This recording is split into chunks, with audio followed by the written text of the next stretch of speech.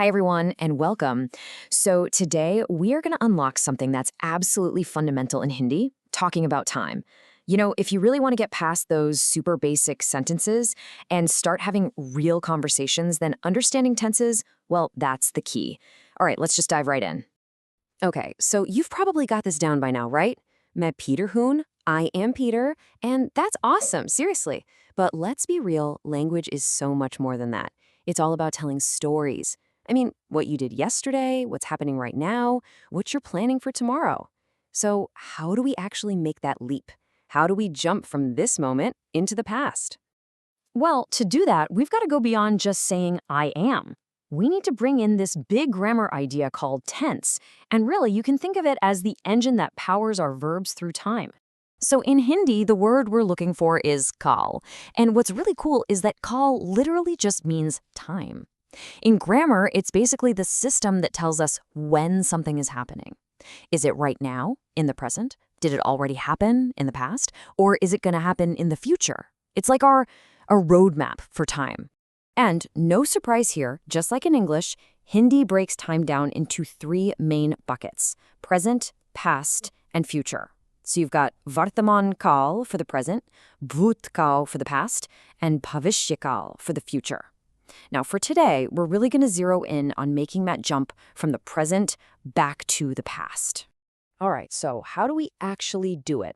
You'll be surprised, it's actually super simple when we're just talking about basic to-be sentences. It all comes down to swapping out one tiny but super important word for another. Let's actually see how it works. Okay, check this out. To go from I am happy to I was happy, look closely. The only thing that changes is that very last word. The present tense verb hun, which means am, just poof, becomes the past tense verb tha, which means was. It's a straight-up swap. How easy is that? And this isn't just a one-off thing. This pattern works for other subjects too. Just look at the table. The verb changes depending on who you're talking about, the pronoun. So for I, or me, hun flips to tha. And for both ways of saying you, tum and ap, the present verbs ho and hain both become the in the past. See? The main thing to get here is that every pronoun has its own little present and past tense buddy. Okay, let's try this out with a real example. To say Sarah is happy, you'd say Sarah khush hai. Simple enough? Now, what if we want to say Sarah was happy? What do you think we do? Well, we follow the pattern. Now, for a singular person like Sarah, the present hai becomes thi in the past. And you might be wondering, why thi and not tha? It's because Sarah is a feminine name, so the verb changes to match. So the whole sentence becomes Sarah khush thi. See? The logic just clicks into place. All right, so we've got the whole to be thing down. But what about, action? Things like eating, sleeping, going, doing. These are the verbs that make our sentences actually interesting. And to use them, we have to start at the very beginning, with their most basic form, the infinitive. So in English, this is super simple, right? We just stick the word to in front of a verb. To eat, to play, to learn. Easy. Hindi does things a bit differently, and I actually think it's kind of cool. Instead of putting a word before the verb, it sticks a little ending, a suffix, on the end of it. And here it is, the moment you've been waiting for. The magic suffix is na. Seriously, once you get this one little suffix, you can suddenly spot and even start building tons and tons of Hindi verbs. It's like finding a master key that unlocks a huge chunk of the language. Okay, let's look at our first example. The root word for eat is just ka.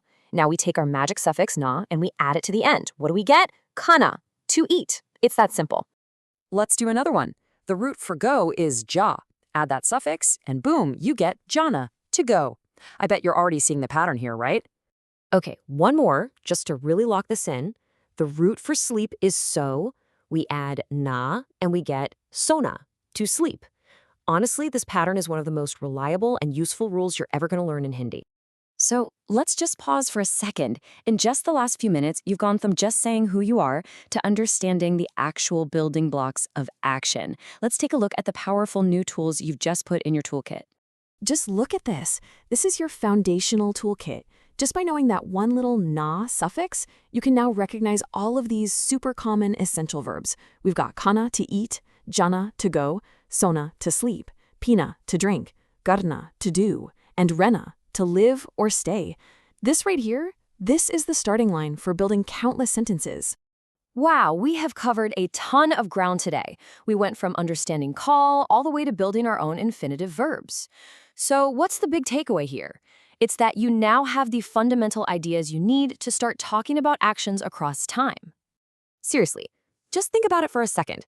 Now that you have verbs like to eat, to go, and to do in your back pocket, a whole new universe of expression is opening up.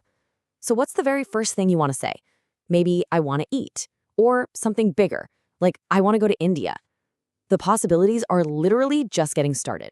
And hey, if you want to keep turning those possibilities into actual real sentences, definitely make sure you subscribe for more of these lessons.